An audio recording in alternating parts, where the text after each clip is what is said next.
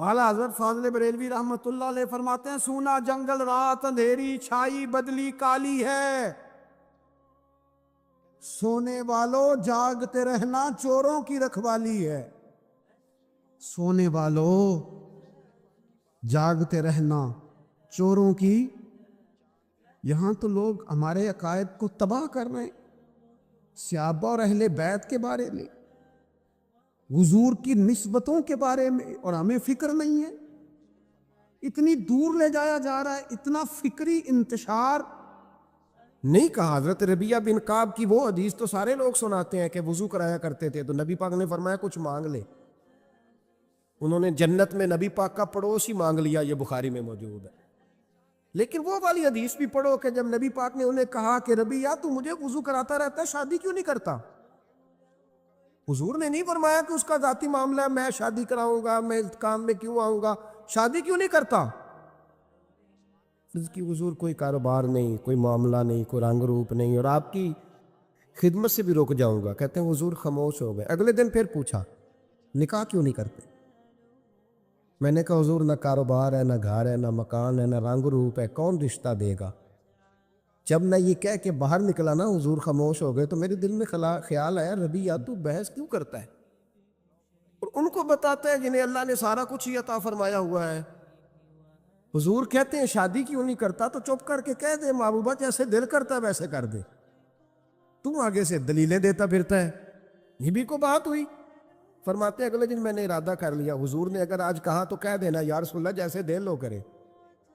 میں نے وضو کرایا، میرا خیال تھا حضور یہاں روک کے کہیں گے، یہاں روک کے کہیں گے، پر حضور نے آج بات ہی کوئی نہ کی۔ میں دیر تک سوچتا رہا یہاں کہیں گے، یہاں کہیں گے، پر آج حضور نے بات ہی نہ کی۔ میں پچھتا رہا تھا کہ 2 دن موقع ملا، میں نے ضائع کر دیا۔ فرماتے ہیں وضو پورا کرا کے جب میں باہر نکلا، دروازے تک پہنچا تو محبوب نے آواز دی، بات سن۔ میں ٹھہر گیا، فرمایا شادی کیوں نہیں کرتے؟ کہتے ہیں میرا تو دل پھولوں کی طرح کھل اٹھا۔ میں نے کہا یا رسول اللہ جیسے دل کرتا ہے کرا دے۔ نبی پاک علیہ الصلوۃ والسلام نے فرمایا فلاں قبیلے کے سردار کے پاس جا، اسے کہا اپنی بیٹی کا نکاح تیرے ساتھ کر۔ کہتے میں گیا، تھوڑی دیر کے لیے توقف کیا انہوں نے، لیکن پھر وہ راضی ہو گئے۔ میں واپس آیا، سنو یہ جی اس کا ذاتی معاملہ ہے، لیکن نبی پاک نے دیکھا کہ اس کو ضرورت ہے میری، اس کا نکاح نہیں ہو رہا، گھر نہیں آباد ہو رہا، تو حضور نے پورا کردار ادا کیا۔ میرے محبوب کریم علیہ الصلوۃ والسلام نے حضرت حارثہ بن نعمان کو بلایا، فرمایا تیرا ایک مکان خالی ہے؟ کہ یا رسول اللہ ہاں۔ فرمایا یہ میرے ربیعہ کو دے دے، اس میں رہا کرے گا، دلہن کو لائے گا۔ حضرت بریدہ اسلمی کو بلایا، فرمایا ایک کھجور کی گٹھلی کے برابر سونا چاہیے۔ یا رسول اللہ کس لیے؟ فرمایا میرے اس غلام نے اپنی بیوی کو حق مہر دینا ہے۔ حضرت سیدنا عثمان غنی کو بلایا، تیسرے صحابی، فرمایا ایک مینڈے کا بندوبست تو نے کر کے دینا ہے۔ حضور کس لیے؟ فرمایا میں نے اپنے غلام کا ولیمہ کرنا ہے، بکرے کا بندوبست کر۔ ساری تیاریاں کر کے دیں۔ حضرت ربیعہ کہتے ہیں جب میں دلہن بیاہ کے گھر لایا تو میرے دوست یار رشتہ دار مبارک دینے آئے، کہنے لگے تیری کیا بات ہے، شادی بھی اعلیٰ خاندان، ولیمہ بھی، اور کھجور کی گٹھلی کے برابر حق مہر بھی۔ تو حضرت ربیعہ رو پڑے، فرمانے لگے میں تو کالا کلوٹا حبشی غلام تھا، سلام بھی کوئی نہیں لیتا تھا، مجھے مبارک نہ دو، میرے مصطفیٰ پہ درود و سلام پڑھو۔ یہ سارا حضور کا کرم ہے۔ کہتے ہیں اس کا ذاتی معاملہ ہے، بھئی سارا دن تیرے ساتھ رہتا ہے، اٹھتا ہے بیٹھتا ہے، تیری نوکری کرتا ہے، تو نے کبھی پلٹ کے دیکھا ہی نہیں، تو نے کبھی اشک شوئی نہیں کی، تو نے اتنا ٹائم ہی نہیں دیا کہ تیرے کندھے پہ سر رکھ کے رو سکے، تیری توجہ ہی نہیں۔ نبی رحمت علیہ السلام دائیں بائیں والوں، آگے پیچھے والوں کا خیال رکھتے، جہاں جس کو ضرورت ہوتی حضور اس کی ضرورت میں پہنچتے، اشک شوئی کرتے، نبی پاک پیار کرتے۔ کہتے ہیں اس کا ذاتی معاملہ ہے، میں کیا کروں؟ سنو، حضرت جابر بن عبداللہ رضی اللہ تعالیٰ عنہ کے جو والد تھے نا حضرت عبداللہ بن عمر رضی اللہ تعالیٰ عنہ، وہ اعلیٰ ترین احد کے شہید ہیں کہ نبی پاک فرماتے ہیں رب کریم نے خود ان سے گفتگو فرمائی ہے، خود ان سے گفتگو کی اللہ تبارک و تعالیٰ نے۔ حضرت جابر بن عبداللہ کے والد عبداللہ بن عمر احد میں شہید ہو گئے تھے، 6 یا 10 مہینے تھی ان کی، قرضے چڑھ گئے، کاروبار میں نقصان ہو گیا۔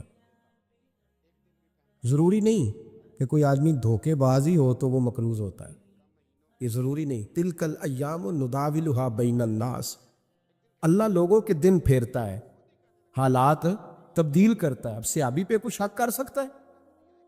لیکن حضرت جابر کہتے ہیں اتنا قرضہ چڑھ گیا کہ ایک ایک بال میرا قرضے میں ڈوب گیا۔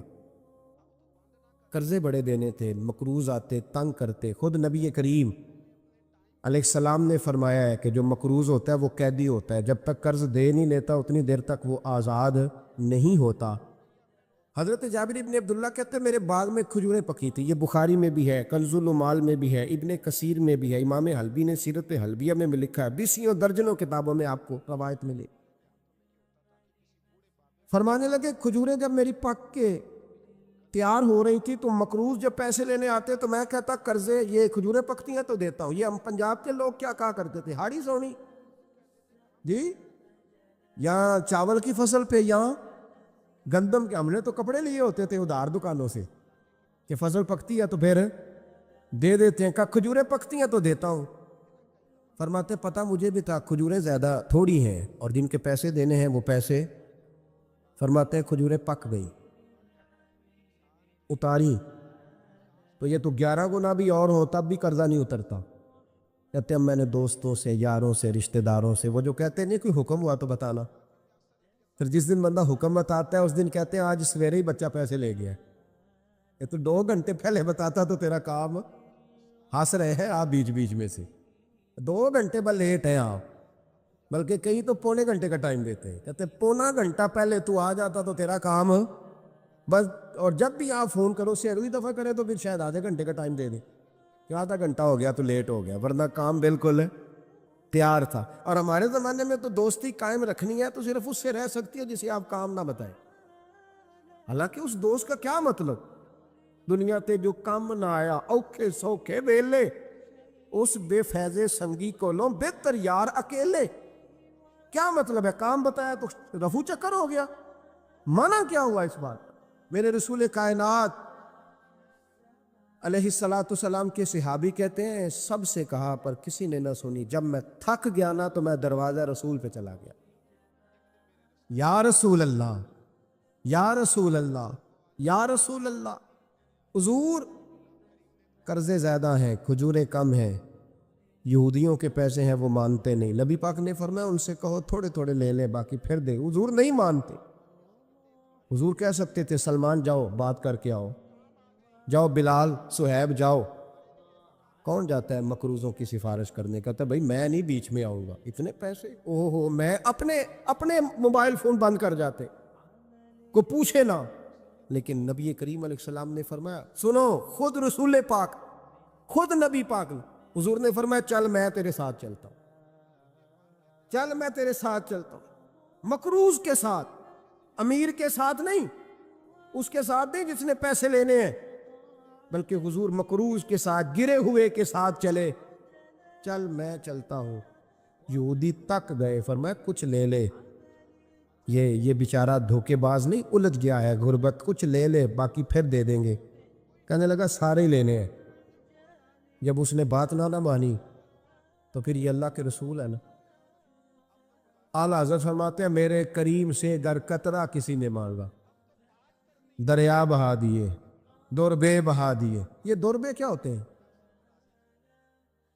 یہ مجھے پوچھا تھوڑے دن پہلے ایک شخص نے، آپ سنتے رہتے ہیں نا شعرات تو ترجمہ پوچھتے ہی نہیں نا، کبھی پوچھ لیا کریں کہ اس کا معنی کیا ہے، کبھی پرچی لکھ لیا کریں تاکہ کوئی جب آپ سے پوچھے تو یہ دوربے کیا ہے، لفظ دوربے ہے ہی نہیں، اصل میں اعلیٰ حضرت کو پڑھتے نہیں نا لوگ، انہیں پتہ ہی نہیں وہ بات کتنی اعلیٰ، یہ لفظ دوربے نہیں ہے۔ اعلیٰ حضرت کہتے ہیں میرے کریم سے گر قطرہ کسی نے مانگا، دریا بہا دیے ہیں، دور بے بہا دیے۔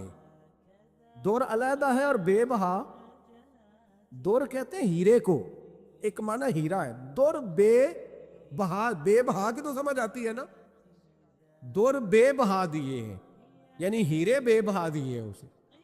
اب سمجھ آئی یہ بات کی، دریا بہا دیے ہیں، دور بے بہا دیے ہیں، یہ معنی ہے شعر کا۔ تو جب وہ نانا مانا یہودی، تو نبی کریم علیہ الصلوۃ والسلام فرمانے لگے نہیں تو پھر پورے لینے ہیں؟ کہنے لگا جی پورے لینے ہیں۔ حضور فرمانے لگے کل آ جانا، سارے دے دیں گے، پورے پیسے تیرے ملیں گے، تو آ جانا۔ حضرت جابر ابن عبداللہ کو حضور نے فرمایا کھجوریں اتار کے نا تو اپنے باغ میں ڈھیر لگا اور میں آیا۔ حضرت عمر حدیث کے راوی ہے، فرماتے ہیں بس رسول پاک چل پڑے، حضور نے کندھے پہ رومال رکھا، حضور چل پڑے۔ کوئی چٹائی نہیں بچھائی، حضرت جابر کہتے ہیں، کوئی صوفہ نہیں رکھا، وہ پھولوں کے ہار نہیں۔ حضور آئے، 2-3 چکر میرے باغ کے لگائے اور کھجوروں کے ڈھیر کے پاس بیٹھ گئے۔ فرمایا بلا جس کے پیسے دینے، بلا، اب تنگی یہ داماں پہ نہ جا، اور بھی کچھ مانگ، بلا۔ فرماتے بندے کو بلایا، حضور نے فرمایا کتنے پیسے؟ حضور اتنے درہم دینار ہے۔ فرمایا کھجوریں تولتا جا اور دیتا جا۔ فرماتے میں دیتا گیا، میں نے کہا حضور اس کے پیسے پورے ہو گئے۔ حضور مسکرا کے فرمانے لگے چل 4-5 کلو کھجوریں اضافی دے دے، کوئی عرض نہیں۔ کہتے ہیں وہ بھی دے دی۔ حضور نے فرمایا بلا دوسرے کو، فرمایا اس کو بھی بلایا، تولتا گیا، دیتا گیا، حضور پورے ہو گئے۔ نبی کریم علیہ الصلوۃ والسلام نے فرمایا چل 4-5 کلو کھجوریں زیادہ دے دے۔ کہتے ہیں قرضے بھی دے دیے، 5-5 کلو کھجوریں بھی زیادہ دے دی۔ محبوب اٹھے، کچی زمین پہ بیٹھے تھے، حضور نے لباس مبارک کو جھاڑا، رومال کندھے پہ رکھا، فرمایا میں مسجد جا رہا ہوں، وہاں آ کے مجھے خبر دینا، وہاں آ کے مجھے بتلانا کہ جب میں آیا تھا تب کھجوریں زیادہ تھی کہ جب واپس گیا ہوں تب زیادہ ہے۔ وہاں مجھے آ کے اطلاع دینی ہے، بتانا ہے مجھے، وہاں آ کے میں جا رہا ہوں، مجھے بتانا ذرا وہاں آ کے۔ حضرت جابر ابن عبداللہ کہتے ہیں میں نے کھجوریں تولی، میں تھک گیا، میں تھک گیا، ڈھیر تو چھوٹا تھا پر وزن ہی بڑا نکلا۔ کہتے ہیں میں تھک گیا، جتنی دی تھی نا اس سے زیادہ تول کے باقی پڑی رہنے دی۔ میں مسجد میں گیا، ذرا لفظ سننا حدیث کے، کہتے ہیں مسجد میں گیا، جا کے عرض کی یا رسول اللہ میں تول آیا ہوں، جب آپ آئے تھے تھوڑی تھی اور جب واپس آئے ہیں تو کئی گنا بڑھ گئی ہیں۔ حضور نے پتہ کیا فرمایا؟ فرمایا یہ بات نا جو تو نے مجھے بتائی ہے، یہ بات ذرا میرے عمر فاروق کو بھی بتا، عمر بڑا راضی ہوگا، عمر کو بھی بتلا یہ بات۔ گویا نبی پاک کے معجزات کی، فضائل کی، شمائل کی باتیں جب بتائی جاتی تھیں صحابہ کے دل ٹھنڈے ہوتے۔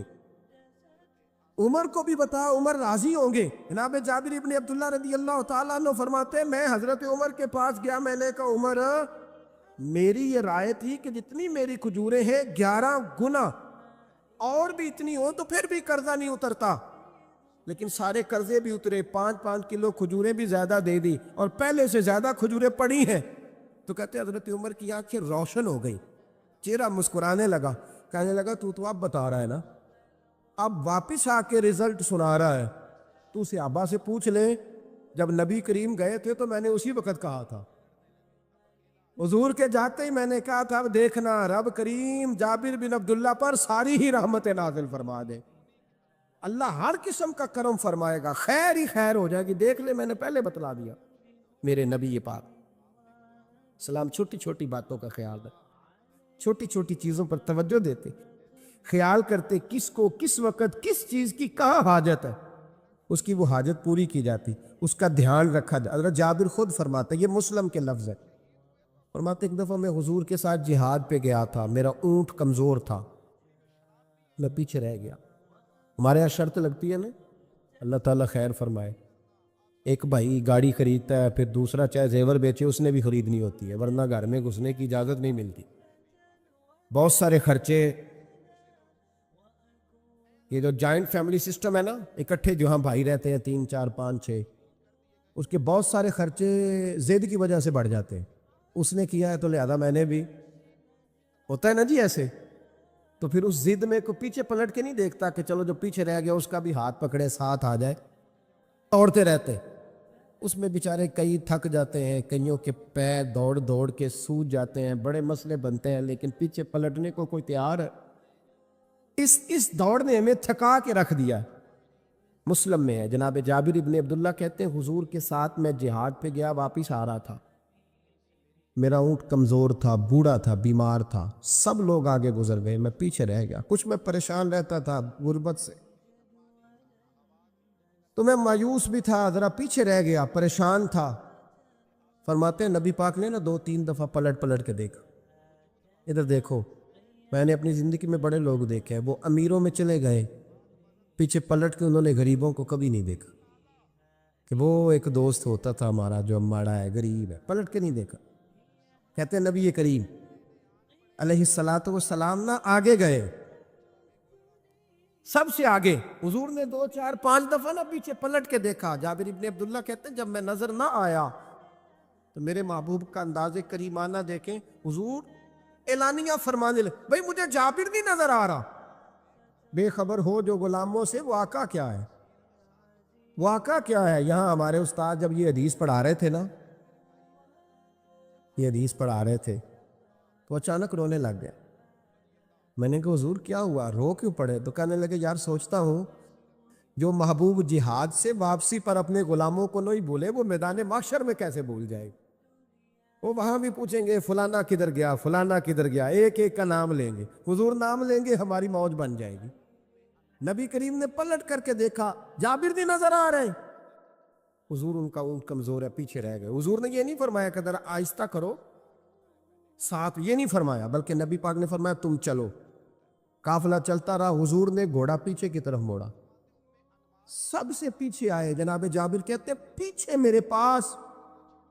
اس حکمت کو آپ سمجھیں، حدیث کے لفظوں پر آپ غور کریں۔ ایک کہہ کے کہنا ذرا اس کو میرے پاس لاؤ، یہ بات اور ہے، ذرا آہستہ ہو جا، وہ بھی ساتھ مل جائے۔ لیکن یہ معنی اور ہے کہ غریب جہاں بیٹھا ہے اس کے پاس خود چل کے جانا۔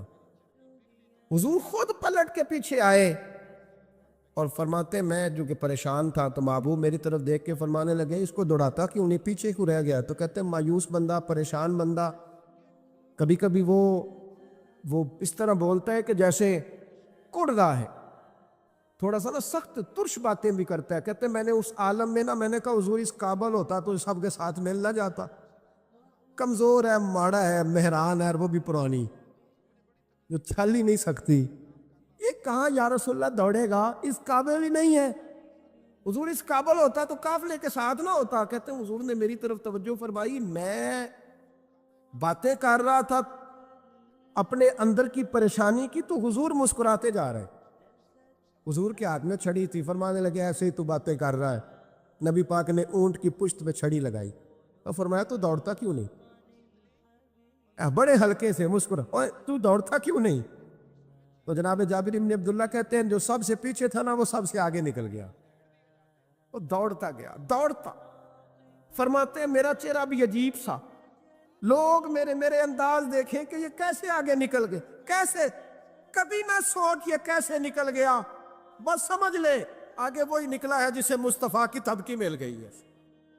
تو یہ نہ کہ سیاست کر گیا، چلاکی کر گیا، بس تھبکی مل گئی تو بات بن گئی۔ کہتے ہیں میں نکل گیا آگے، حضور کی تھبکی جو ملی تھی۔ حضرت جابر ابن عبداللہ کہتے ہیں حضور گھوڑا دوڑا کے میرے پاس آئے، خود حضور نے میرا اونٹ تیز کرایا نبی پاک کی برکت سے۔ تو قریب آ کے فرمانے لگے ٹھہر جا یار، ہم بھی تیرے قافلے میں، ہمیں بھی ساتھ لے لے۔ فرماتے اب تو میں رو ہی پڑا کہ خود بھیک دیں، خود ہی کہیں منگتے کا بھلا ہو، ٹھہر جا یار ہمیں بھی ساتھ لے لے۔ جناب جابر ابن عبداللہ رضی اللہ تعالیٰ عنہ فرماتے ہیں کہ جگہ پڑاؤ کیا، رکے، ٹھہرے کھانے پینے کو، نماز پڑھنے۔ نبی کریم نے مجھے بلایا، میں حاضر ہوا تو کہا یا رسول اللہ حضور حکم؟ تو محبوب فرمانے لگے جابر یار تیرا اونٹ میں نے نرالا ہی دیکھا، بوڑھا ہو کے سب سے آگے نکل جاتا ہے، بیمار ہو کے، کمزور ہو کے۔ کہتے ہیں میں چہرہ دیکھتا جا رہا ہوں کہ حضور سارا ہی پتہ ہے آپ کو، میں کیا عرض کروں؟ تو محبوب فرمانے لگے پسند آ گیا، بیچ نہیں دیتے میرے ہاتھ؟ یا رسول اللہ آپ رکھ لیں، حضور آپ کا یہ۔ فرمایا نہیں میں پیسے دوں گا۔ کتنے کا ہے؟ کہ یا رسول اللہ آپ رکھ لیں۔ فرمایا پیسے دوں گا۔ یا رسول اللہ مارکیٹ میں جاؤں تو 6-7 دینار کا بکے گا۔ فرمایا نہیں بھائی میں تو پورے 10 دوں گا۔ 6-7 نہیں، میں تو پورے، حساب سیدھا، 6-7 کا کیا حساب ہوا، 10 پورے کا۔ حضور پھر بندہ نوازی ہے نا، کون بول سکتا ہے؟ حضور نے فرمایا بلال تیرے پاس 10 دینار تھے؟ حضور ہیں۔ فرمایا ان کو دے دو، اونٹ کے پیسے رکھ لو اور مال نہ مدینے جا کے دے دے۔ جابر ابن عبداللہ کہتے ہیں میں مدینے گیا شام کو، میں نے نا کبھی اپنے اونٹ کی اتنی خدمت نہیں کی جتنی اس دن کی۔ میں نے اسے بڑے پیار سے نہلایا، میں نے نئی رسی خرید کے اسے نکیل ڈالی، آج محبوب کی بارگاہ میں لے کے جانا ہے۔ کہتے ہیں تیاری کر کے نا، تیاری پوری تیاری کر کے، تن تندور ہڈاں دا بالن تے اسی ہاواں نال تپایا، کپ کپ مکیاں پیڑے کیتے، عشق پلیتھن لایا، تن دا سالن تے من دی ہانڈی، اتو نون صبر دا پایا، غلام فریدا وے میں ساری تیری، تینوں اجے یقین نہیں آیا۔ کہتے ہیں اسے بڑے پریم سے، بڑی محبت سے سجا کے، سوار کے، نکھار کے، تیار کر کے میں نبی کریم کی بارگاہ میں لے کے گیا۔ ظہر کی نماز پڑھ کے حضور نکلے، میری طرف دیکھا، میں نے کہا حضور پیسے لے لیے تھے، یہ آپ کا سامان ہے، مال ہے؟ کہتے حضور نے نکیل تھامی، میں واپس پلٹا، بھی گلی کی نکر مڑا نہیں تھا، حضور نے آواز دی، جابر ذرا سن تو صحیح۔ کہتے میں واپس آیا ہوں تو حضور مجھ سے باتیں کرنے لگے، فرمانے لگے یہ میرا اونٹ ہے، اسے کمزور اور بوڑھا نہ سمجھنا، کبھی جانوروں میں دوڑا کے دیکھنا، سب سے آگے نکل جاتا۔ اور کریم محبوب فرمانے لگے 6-7 دینار کا نہ سمجھنا، میں نے پورے 10 دینار کا خریدا۔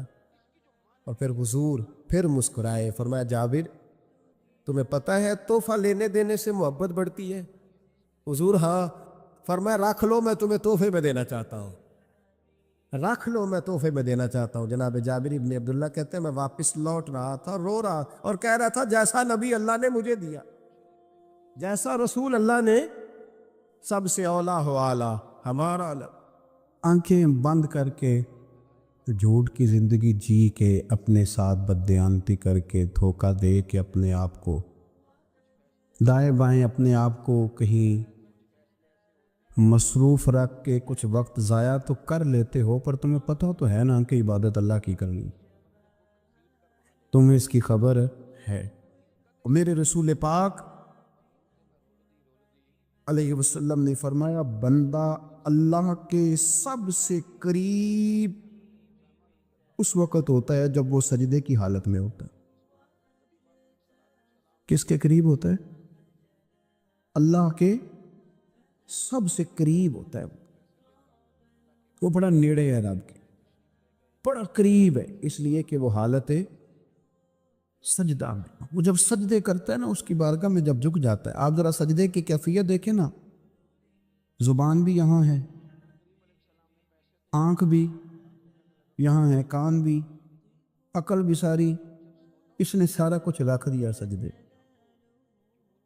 آپ وہ کبھی پیچھے جائیں تو دیہاتوں میں کہا جاتا تھا ناک سے نکیریں نکالو، بہت بڑی سزا ہوتی تھی نا، ناک سے نکیریں نکالو، بڑی سزا ہوتی تھی۔ تو اس نے کہا مالک مجھے کسی نے کہا نہیں، پر دیکھنا میں نے رکھ دی ساری عقل سجدے میں، اور رکھ کے کہا کیا سبحان ربی یا اللہ، اللہ میں پست ہوں تو اعلیٰ ہے، اللہ تو میرا رب ہے اور تو سب سے اعلیٰ اتنا۔ اور فرمایا جب یہ اس کیفیت میں ہوتا ہے تو پھر یہ اپنے رب کے قریب ہوتا ہے۔ میرے نبی کریم علیہ الصلاۃ والسلام نے مصلی سے دل لگانے کا درس دیا، حضور نے توجہ دلائی، صحابہ اس ذوق کے حامل لوگ تھے، وہ کوشش کرتے تھے۔ جناب صدیق اکبر رضی اللہ تعالیٰ عنہ کا عبادت کا مزاج ہمیشہ قائم رہا۔ حضرت عمر فاروق ساری رات اللہ کے حضور کھڑے رہے۔ حضرت عثمان غنی رضی اللہ تعالیٰ عنہ عشاء کی نماز پڑھ کے 2 رکعتوں کی نیت باندھتے تھے، 15 سپارے پہلی رکعت میں پڑھ دیتے اور 15 سپارے قرآن مجید کے دوسری رکعت میں پڑھ دیتے۔ آپ نے نا حضرت عمر فاروق کے وصال کے بعد ان کی ایک بیوہ سے نکاح کیا، حضرت عثمان غنی نے نکاح کیا۔ وہ خاتون آپ کے نکاح میں آئیں تو عرض کرنے لگی امیر المومنین میرے لیے اعزاز تو بہت ہے کہ میں امیر المومنین کی بیوہ تھی تو امیر المومنین کی منکوحہ ہو گئی ہوں، لیکن حضور نہ تو میں جوان ہوں کہ میرے اندر رغبت ہوتی اور نہ میں اب اس قابل ہوں کہ کوئی خدمت کر سکوں، میرے ساتھ نکاح کی وجہ کیا بنی؟ عثمان غنی رو پڑے، فرمانے لگے میں نے عمر فاروق کو مسجد میں اپنے رب سے ڈرتے ہوئے دیکھا، میں نے اسے روتے ہوئے دیکھا، عدل کرتے دیکھا، انصاف کرتے دیکھا، امت کی خیر خواہی کرتے دیکھا۔ تمہارے ساتھ نکاح اس لیے کیا ہے کہ تم مجھے یہ بتاؤ کہ عمر فاروق گھر کے اندر اپنے رب کو کیسے راضی کرتے ہیں۔ گھر کے اندر کیسے راضی کرتے تھے، وہ طریقے بتلاؤ، تم بتاتی جانا اور میں بھی اسی طرح گھر میں عبادت کروں۔ جس گھر میں اللہ کا ذکر ہوتا ہے وہ گھر زندوں کا ہے، اور جس گھر میں رب کریم کا ذکر نہیں ہوتا وہ گھر زندوں کا نہیں ہے۔ گھر نا ہم نا کتابوں میں پڑھتے ہیں کہ بزرگ کہتے ہیں، حضرت فضیل بن ایاز کہتے ہیں کہ میں ایک گلی سے گزر رہا تھا تو گھر کے اندر کسی قاری صاحب نے قرآن کی آیت پڑھ دی، ولی من خاف مقام ربہ جنتا، میں تو میرے کانوں سے ٹکرائی تو اللہ نے میری کایا ہی پلٹ دی، میں توبہ کر گیا۔ اب گھر کے اندر سے آواز آئے تو صحیح نہ تلاوت کی، پر اندر سے آواز آتی نہیں ہے، ڈیک بجنے کی آواز آتی ہے، یا ٹی وی چلنے کی آواز آتی ہے، یا دھوم مچانے کی آواز آتی ہے۔ عبادت کا وہ جو خاص شوق تھا، وہ جو حسن تھا، وہ جو توانائی تھی، وہ جو بات، ایک جگہ پہ ہم بیٹھے تھے تو وہاں ایک صاحب آئے اور انہوں نے آتے ہی کہا کہ مہربانی کریں ذرا مجھے مصلی دے دیں، میرے نہ کچھ نفل رہ گئے۔ تو میں نے وضو کر لیا تو کوئی مصلی مل جائے، مصلی انہیں دے دیا گیا، وہ مصلی لے کے چلے گئے تو پیچھے ایک صاحب نے تبصرہ کیا کہ انہوں نے کتنا ریاکار بندہ ہے، لوگوں کو دکھا رہا ہے کہ میں نفل پڑھتا ہوں، ہے کوئی بات کرنے والی؟ میں نے اسے کہا، میں نے کہا تو مہربانی کرنا، اس طرح کی ریاکاری تو بھی کر، پکڑ مصلی اور جا تو بھی تھوڑی ریاکاری کر کے آ، اٹھ ذرا، شکر کر کوئی یہ ریاکار بھی ملا ہے، کوئی نفل پڑھ کے ریاکاری کر رہا ہے۔ اللہ کا میں کہتا ہوں کو پڑھے تو صحیح نہ، یا یہ کوئی دور ہے نفل پڑھنے کا؟ اس میں تو لوگوں کا مزاج ہی نہیں، طبیعت ہی نہیں۔ میں نے کہا چل مہربانی کر یہ دے مصلی اور تو بھی جا تھوڑی سی کاریا ریاکاری کرو تو صحیح نا، مزاج ہی نہیں، ذوق۔ جمعے کی نماز پڑھ کے یوں دنیا بھاگتی ہے، او ہو پتہ نہیں کون سی پیچھے آگ تھی جو بجھائی جائے گی، اور آج تک لوگ مسئلہ پوچھ رہے ہیں کہ جمعے کی بعد والی سنتیں کتنی ہوتی ہیں۔ میں نے کہا کتنے سال ہو گئے جمعہ پڑھتے، کتنے سال ہو گئے، ابھی تک سنتوں کا نہیں پتہ، ابھی تک نہیں علم کے پہلے کتنی رکھتے ہیں اور بعد میں کتنی رکھتے ہیں۔ فجر کی سنتیں کب پڑھنی چاہیے؟ سنو فجر کی سنتوں کے بارے۔ میرے رسول کریم سید عالم صلی اللہ تعالیٰ علیہ وسلم سے ایک صحابی نے پوچھا تھا، حضور میری فجر کی سنتیں رہ گئیں یا رہ جاتی ہیں تو حکم کیا ہے؟ کیا انداز ہے حضور کا، بخاری مسلم کے لفظ سنو۔ حضور سید عالم صلی اللہ علیہ وسلم فرمانے لگے، اس نے کیا پوچھا تھا؟ حضور جواب کیا دیتے؟ فرمایا فجر کی سنتیں کبھی نہ چھوڑنا، فجر کی پہلی 2 سنتیں کبھی نہ چھوڑنا۔ یا رسول اللہ صلی اللہ تعالیٰ علیہ وسلم میری رہ گئی ہیں، رہ جاتی ہیں۔ فرمایا فجر کی 2 سنتیں نہ چھوڑنا، فرمایا فجر کی پہلی 2 سنتیں مجھے دنیا اور دنیا کے اندر جو کچھ ہے وہ سب سے زیادہ پیاری ہے۔ فجر کی 2 سنتیں دنیا اور دنیا میں جو کچھ ہے مجھے وہ سب سے زیادہ پیاری ہے، اس لیے فجر کی سنتیں نہ چھوڑ۔ اپنا ذوق، اپنی طبیعت، ہم نے نا ذوق غلط بنا لیا۔ اگر 20 بندے کہہ بھی دیں گے تو نے بڑی شاندار تلاوت کیا تو کیا اس سے بنے گا؟ 100 بندہ کہہ بھی دے تیری کیا بات ہے، کیا بات ہے نعت خاں کی، کیا بات ہے علامہ صاحب کی، پیر صاحب کی، پیر مہر علی شاہ صاحب رحمۃ اللہ علیہ، آپ تشریف فرماتے تو آپ کے ایک ہی بیٹے بابو جی جن کو کہا جاتا ہے، جس دن صاحبزادے پیدا ہوئے تو خادم نہ وہاں سے نکلا۔ ان لوگوں کے شوق اور طرح کے تھے نا، تو ان کی توجہ بھی اپنے شوق کی طرف رہتی، تو خادم نکلا اندر سے، پیر صاحب مبارک ہو، پیر صاحب مبارک ہو، پیر صاحب مبارک ہو، پیر صاحب مبارک ہو، شور کر رہا ہے۔ تو پیر صاحب کو وجد ہو گیا، اللہ اکبر، اللہ اکبر، اللہ، کیا ہوا؟ کس کی مبارک دے رہے ہو؟ اس کی حضور اللہ نے بیٹا دیے۔ تو آپ فرمانے لگے اچھا حضور آپ کیا ہوا، آپ تو پریشان ہو گئے۔ فرمانے لگے جب تو نے 3 دفعہ کہا نا مہر علی کو مبارک ہو تو میں سمجھا تھا شاید تجھے کسی نے بتا دیا ہے کہ مہر علی سے اللہ راضی ہو، میں سمجھا تھا کہ شاید تو یہ خبر لے کے آیا ہے کہ کسی نے بتایا ہے کہ مجھے آج خبر ملی ہے کہ مہر علی سے رب اچھا پتر ہوا ہے، الحمدللہ اللہ کا شکر ہے، پر میرے لیے مبارک کا دن وہ ہوگا جب میرا رب کہے گا کہ میں مہر علی سے راضی، میرے محبوب کہیں گے کہ میں مہر علی سے، آپ بات کو سمجھیں۔ شوق ہی کسی اور طرف تھا، دل ہی کہیں اور لگا ہوا تھا، طبیعت ہی کہیں اور مائل تھی۔ کوئی وظیفہ پوچھتے تھے تو پڑھتے تھے وہ لوگ، کچھ اللہ اللہ انہیں بتائی جاتی تھی تو کرنے کا ذوق رکھتے تھے، طبیعت تھی، قائل تھے۔ حضرت ربیع کہتے ہیں میں بڑی دور سے سفر کر کے گیا حضرت اویس کرنی سے ملنی، بڑی دور سے، اور جب میں پہنچا تو فجر کا وقت تھا، تو حضرت اویس کرنی کو میں نے پا لیا، تو وہ نماز پڑھ کے نا قرآن شریف لے کے بیٹھ گئے۔ فرماتے ہیں اشراق چاشت کا وقت ہوا تو نفلوں کی نیت باندھ لی۔ محدث ابن الجوزی نے لکھا ہے، فرماتے ہیں پھر جب زوال کا وقت ہوا تو مسجد میں جھاڑو دینے لگ گئے۔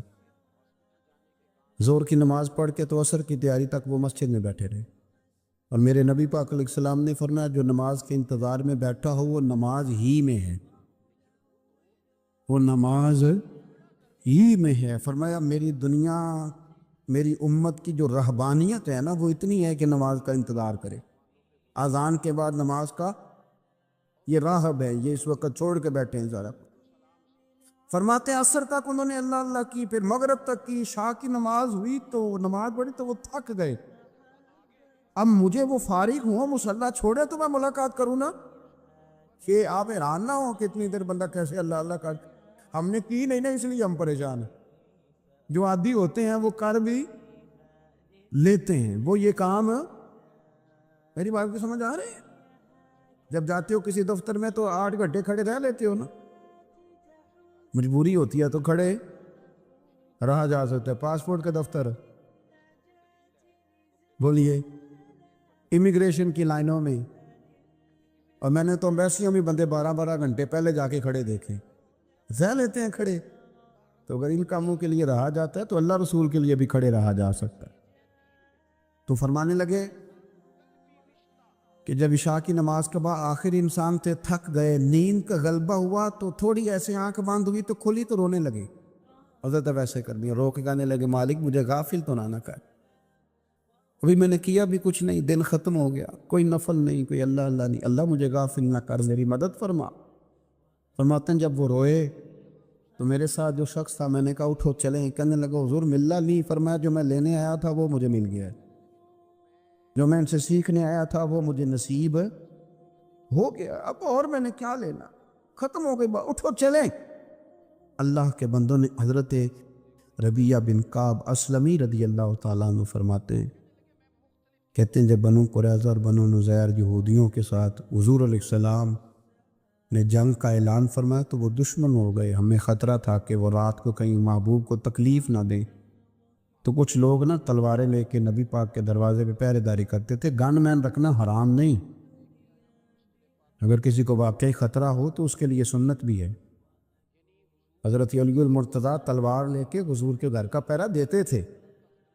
حضرت ربیعہ بن کعب اسلمی رضی اللہ تعالیٰ عنہ فرماتے ہیں کہ رات میری ڈیوٹی تھی کہ میں حضور کے گھر کا پہرا دوں گا، تو فرماتے ہیں میں باہر سن رہا تھا، ساری رات ہی میرے نبی پاک نے اللہ کی تسبیح پڑھی، ساری رات، کبھی تسبیح، کبھی تہلیل، کبھی تحمید، کبھی تکبیر، ساری رات۔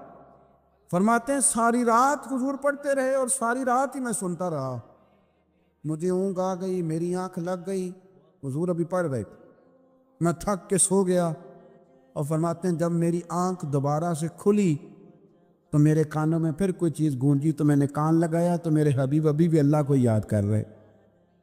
ساری رات حضور رب کی عبادت کرتے، اسی لیے تو کہا یا ایھا المزمل قم اللیل الا قلیلا، حبیب ساری رات تو نہ جاگا کر، تھوڑا آرام بھی کر لیے گا۔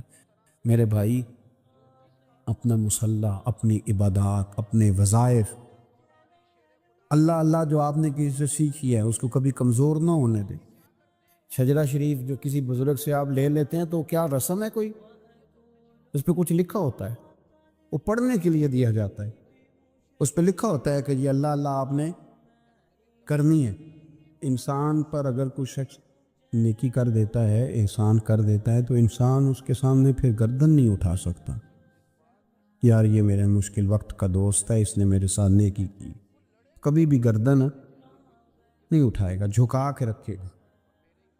تو اگر عام کوئی نیکی کر دے تو اس کے سامنے انسان کبھی گردن نہیں اٹھاتا، تو جو رب ساری نعمتیں عطا فرمائے، جو کہے کہ تیری تخلیق میں نے کی، تجھ سے پہلوں کو بھی پیدا میں نے کیا، تیرے لیے زمین کا بچھونا بھی میں نے بچھایا، آسمان کی چھت بھی میں نے لگائی، تیرے لیے زمین سے ساری اناج کو، پھل کو، کھیتیوں کو نکالا بھی تیرے لیے۔ اب تو اس طرح کر کہ تو میری عبادت کر، تو میری بارگاہ میں جھک جا۔ بہت سارے نشے لوگوں کو لگے ہوئے ہوتے ہیں، ہر آدمی کوئی نہ کوئی نشہ کرتا ہے، کوئی دولت کا کرتا ہے، کوئی شہرت کا کرتا ہے، کوئی اپنی تعریف کا نشہ کرتا ہے، 2-4 لوگوں سے تعریف سن کے مطمئن ہو جاتا ہے۔ ناراض تو نہیں ہو گیا اس جملے سے؟ آپ کرتے ہیں لوگ دولت کا نشہ بھی، یہ جب نقصان ہوتا ہے تو بندے بیمار نہیں ہو جاتے؟ پیسے ڈوب جاتے ہیں تو لوگ بیمار نہیں ہو جاتے؟ تو اس کا مطلب یہ ہوتا ہے کہ نشہ ٹوٹ گیا ہے۔ بہک ہوئے ہیں نا تھوڑے سے تو کانپتے ہیں، تڑپتے ہیں، پریشان۔ نشہ ہی اسی طرح ہی کرتا ہے نا، نہیں ملتا تو پریشان ہوتا ہے۔ یہ سارے نشے ہیں، مختلف قسم کا نشہ۔ ہم مانتے نہیں اس بات کو، تسلیم نہیں کرتے، کیونکہ تسلیم کرنا بڑا مشکل کام ہے۔ اس کے لیے تو بڑی ساری چیزیں جو ہے وہ دبوچ کے اور بڑی سارے رستے پھلانگ کے آنا پڑتا ہے، تو بڑا مشکل ہے ماننا، ورنہ کرتے ہیں ہم، ہمارا مزاج ہے۔ یہ گھومنے پھرنے کا، دنیا دیکھنے کا بھی ایک نشہ ہے، یہ بہت ساری باتیں کرنے کا بھی ایک نشہ ہے، گپ شپ کا بھی ایک نشہ ہے۔ 2-4 لوگوں کی جب تک پگڑیاں نہ کھول لیں، بعض لوگوں کو نیند نہیں آتی۔ یہ غیبت کا، چغلی کا، بددیانتی کا، یہ بھی ایک نشہ ہے۔